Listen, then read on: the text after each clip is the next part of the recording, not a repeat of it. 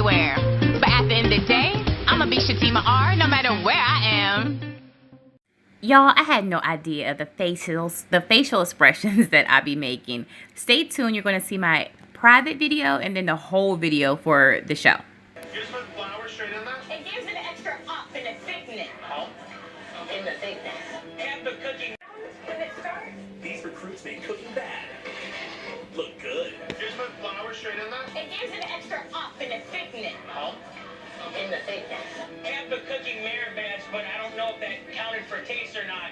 It's good, right? Paul, can Ann and Tyler make masters out of these kitchen disasters? Put it down. I've seen some doozies, but this takes the cake. Season premiere, Worst Cooks in America, Sunday night at 9 on Food Network.